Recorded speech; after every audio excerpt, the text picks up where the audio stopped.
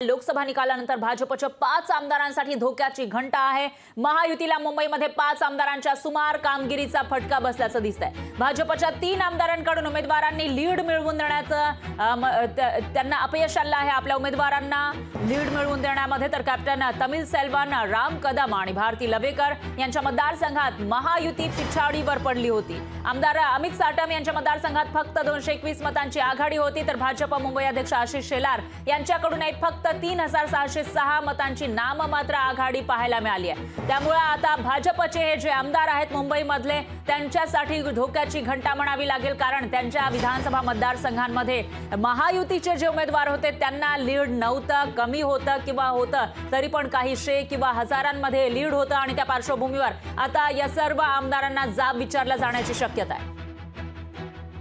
आणि या विषयाधिक माहितीसाठी आपले प्रतिनिधी चेतन नावरे आपल्या सोबत थेट जोडले गेले आहेत। चेतन, काय सांगाल? देशाची आर्थिक राजधानी आणि महाराष्ट्राची राजधानी मुंबई, जिथं भाजपनं आणि महायुतीनं विशेष लक्ष केंद्रित केलं होतं, त्या ठिकाणी एक प्रकारे पराभव म्हणावा लागेल महायुतीचा, कारण 6 पैकी फक्त 2 जागा मिळवता आलेल्या आहेत। तर अशामध्ये जे आमदार आहेत मुंबईमधले त्यांच्यासाठी धोक्याची घंटा असल्याचं कळतं। काय अपडेट्स आहेत याविषयी?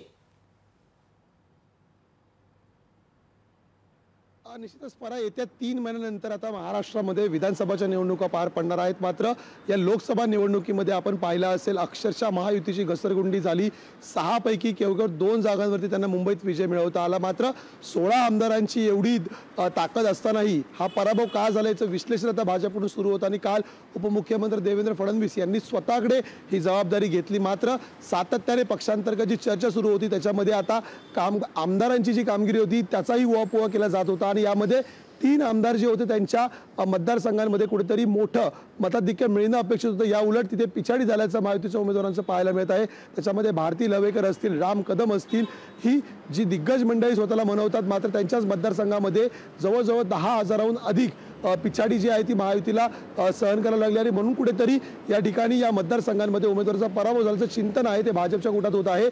दुसरीकडे भाजपचे 6चे 6 एकंदरीत जर आपण पाहिलं असेल की मतदारसंघांवरती जो भाजपने दावा केला होता की निवडून येतील म्हणून भाजपचे मुंबई अध्यक्ष आशिष शेलार यांनी हा दावा केला होता, मात्र त्यांच्याच मतदारसंघामध्ये अवघ्या 3000चं मताधिक्य आहे ते उज्ज्वल निकम यांना मिळाल्याचं पाहायला मिळतंय आणि म्हणूनच भाजपचे मुंबई अध्यक्ष आशिष शेलार हे एकंदरीत या नियोजनात फेल ठरलेत का असाही सवाल आता उपस्थित केला जात आहे।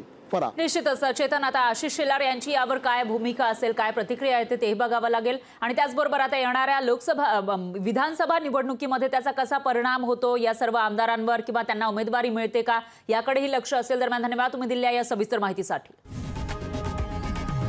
लोकशाही मराठी ऐका, पहा, जागरूक रहा।